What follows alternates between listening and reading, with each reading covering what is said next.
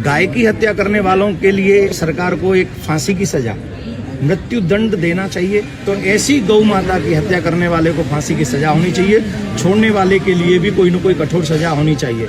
बिस्मिल्लाहिर्रहमानिर्रहीम। अस्सलाम वालेकुम दोस्तों। गाय सबको दूध देती है, वो किसी से नहीं पूछती कि क्या तुम मुसलमान हो, हिंदू हो या क्रिश्चियन हो, वो सबको दूध देती है। लिहाजा गाय जो है वो सबकी माँ हुई। इसीलिए गाय को काटने वालों की सजा सिर्फ एक ही सजा है, वो है सजाए मौत। ये कहना है पंडित देवकीनंदन ठाकुर का।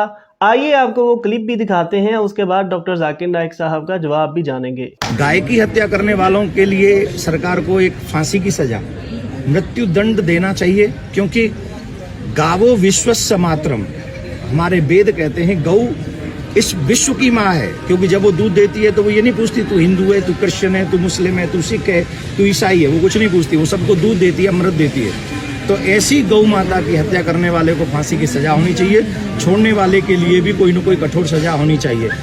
हजरात, सबसे पहले मैं आपको आदाब अर्ज करना चाहूँगा और किशनगंज की धरती पे आप जो पधारे हैं, तशरीफ़ लाए हैं, इसके लिए मैं आपको तहे दिल से धन्यवाद देना चाहता हूँ। मेरा नाम जितेंद्र है और मैं पीस टीवी बराबर देखता हूँ और बराबर आपकी तकरीर मैंने सुनी है, लेकिन सवाल करने का आज मौका मुझे मिला है। मुझे तो यूँ लग रहा था कि इन सवालों के जलजले में मैं कहीं अपना असली सवाल ना भूल जाऊँ, मगर खुदा का शुक्र है मुझे अपना सवाल याद है और बखूबी याद है। मैं आपसे गुजारिश करूँगा, आपने अभी कई बातों में हिंदू और मुसलमान को एक करने की कोशिश की, मैं इसे बहुत अच्छी बात कहूँगा, बहुत आपने, मैं सराहूँगा इस बात को। लेकिन मेरा एक सवाल है, ज़हनी सवाल है ये कि हमारे, मैं जैन हूँ वैसे, broadly we are Hindu, so there is a question कि हम हिंदुओं में किसी को परेशान करना या किसी की हत्या करना मने गलत कहा गया है। ये मजहब इसकी इजाजत नहीं देता, और जहां तक इस्लाम से मेरा ताल्लुक है और इस्लाम की मुझे जो तालीम है और जानकारी है, उनके अनुसार बेगुनाहों का कत्ल इस्लाम में भी वर्जित है। इस्लाम कहीं भी किसी भी सूरत में बेगुनाहों को कत्ल करने की इजाजत नहीं देता। अगर आप मेरे सवाल का बखूबी और मेरे जहन में जचने वाला सवाल है ये जवाब दे दें तो मैं भी आपका मुरीद बन जाऊंगा। यूं तो मुरीद हूं ही, लेकिन फिर मुरीद बन जाऊंगा कि इंसानों को सबसे ऊंची श्रेणी में रखा गया है जहां तक मैं जानता हूं। और मैं जब करीब अपने कई मुसलमान इंटेलेक्चुअल्स दोस्तों से सवाल करता हूं कि सब कुछ मिलता है मगर आप बलि क्यों देते हैं, आप वध क्यों करते हैं, तो उन्होंने कहा कि ये चीजें मुसलमानों को इस्तेमाल के लिए दी गई है। मैं इस पे क्लियरिफिकेशन चाहूंगा डॉक्टर साहब का, आपका क्लियरिफिकेशन चाहूंगा। मैं इस सवाल का जवाब चाहूंगा आपसे। वालेकुम अस्सलाम भाई साहब, आप पे सलामती हो। मैंने सवाल किया है कि वो पीस टीवी माशाल्लाह काफ़ी वक्त से देख रहे, और वो कहते हैं कि हर मज़हब में कहा गया है कि कत्ल करना, इंसान की जान लेना गलत है, हराम है। हिंदू मज़हब में कहा गया है और इस्लाम में भी, जैसे उनकी जानकारी सही है, कि बेगुनाह का कत्ल करना हराम है। वो ये पूछते हैं कि बलि कहाँ तक सही है।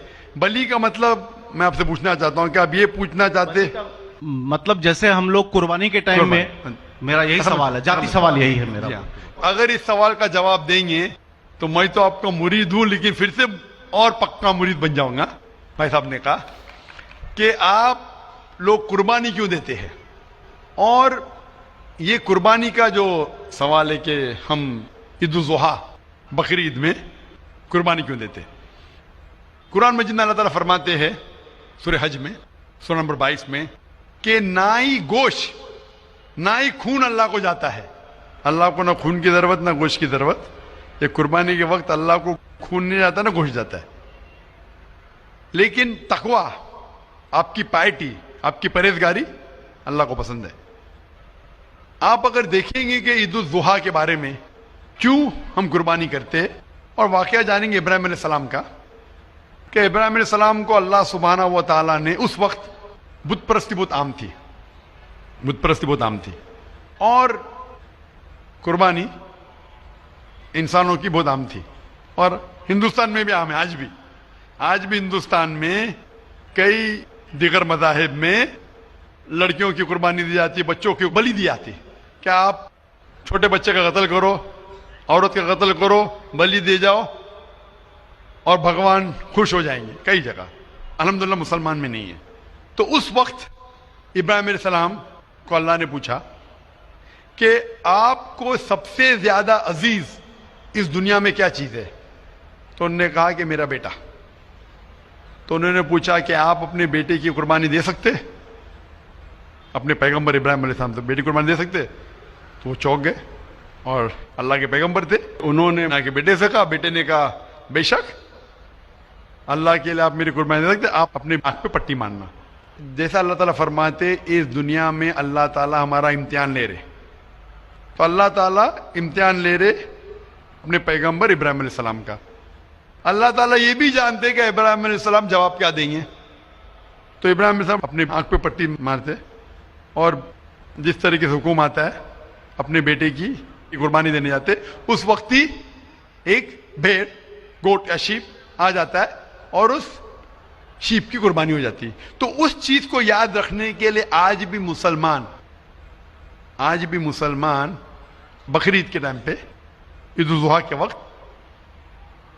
جانور کی قربانی دیتے. یہ یاد دلانے کے لیے ہمیں, کیونکہ یہ اللہ سبحانہ و تعالیٰ کی طرف سے اپنے آخری پیغمبر محمد صلی اللہ علیہ وسلم نے کہا, اس کی بات مانتے. لیکن اگر میں سوچوں دماغ سے کیوں, تو یہ سوچ سکتا ہوں کہ یہ ہمیں یاد دلانے کے لیے کیا اللہ کو انسان کی قربانی کی ضرورت نہیں, انسان کی جان لینے کی ضرورت نہیں. تو جو آج دنیا بھر میں آج بھی ہو رہا ہے کہ بچوں کو قتل کیا جا رہا ہے, عورتوں کا قتل کیا جا رہا ہے, بلی پہ چڑھایا جا رہا ہے, یہ بالکل غلط ہے. اور دونوں میں آپ دیکھیں گے فرق. اگر کوئی دوسرے مذہب میں, ہندو مذہب لو یا دیگر مذہب لو, اگر کوئی جانور کی بلی چڑھائی جاتی ہے تو ادھر ہی رکھ دیا جاتا ہے, اور اکثر وہ فضول ہو جاتا ہے. ہو سکتا ہے کبھی کوئی چپکے سے آ کے کھا لے. اسلام میں جب قربانی دی جاتی ہے عید الاضحیٰ کے ٹائم پہ, سب سے پہلے جو میں کہہ رہا ہوں کہ میری منطق یہ سمجھ سکتی ہے کہ ہمیں یہ یاد دلا رہے کہ انسانوں کی بلی چڑھانا حرام ہے. اور جب ہم یاد دلاتے, جب بکرا کاٹتے یا جو بھی کاٹتے جانور, اس وقت جب ہم کاٹتے ہم اللہ کا نام لے کے کاٹتے, اور جو بھی جانور کی قربانی دیتے اس کے 3 حصے کر سکتے. ایک حصہ ہم خود رکھ سکتے, خود کے استعمال میں لا سکتے, 1/3 حصہ.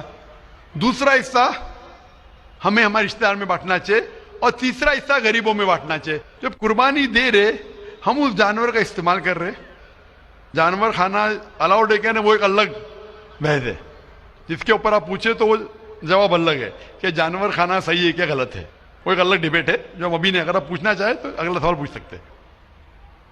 ایک تیسرا حصہ ہم استعمال کر رہے, ایک تیسرا حصہ ہم دوستوں میں بانٹ رہے ہمارے رشتے دار میں, اور تیسرا حصہ ہم غریبوں میں بانٹتے. تو ان میں غریبوں کا فائدہ ہو رہا ہے, نہ فضول خرچی ہو رہی ہے, اور یاد دلایا جاتا ہے کہ انسانوں کا قتل کرنا غلط ہے. تو یہ اچھی چیز ہے. جب بلی جیسا دیکھے باقی مذاہب میں کیا ہو رہا ہے, انسانوں کا قتل کیا جاتا ہے بالکل حرام ہے. اس کے علاوہ جب جانور کا بھی قتل کرتے وہ جانور فضول خرچی میں جاتا ہے. اسلام میں ہمیں یاد دلایا جاتا ہے, اور قرآن مجید میں لکھا ہے سورہ مائدہ سورہ 5 آیت نمبر 1 میں, اور سورہ نحل سورہ نمبر 16 آیت نمبر 5 میں, کہ جو جانور آپ کے لیے حلال ہے وہ کھا سکتے, جو چوپائیا ہے. خالی وہ جانور مت کھاؤ جو آپ کے لیے حرام ہے, جو حلال ہے وہ کھا سکتے. تو یہ کھانے کے لیے ہمارے لیے خوراک ہے. تم قربانی کے وقت نہ کچھ ضائع کر رہے, نہ پیسے کی بربادی کر رہے. ہمیں یاد دلایا جاتا ہے کہ نہ خدا کو گوشت جاتا ہے, نہ خدا کو خون جاتا ہے, خدا کو تقویٰ جاتا ہے. ہمارا تقویٰ, ہم کتنے پرہیزگار ہیں.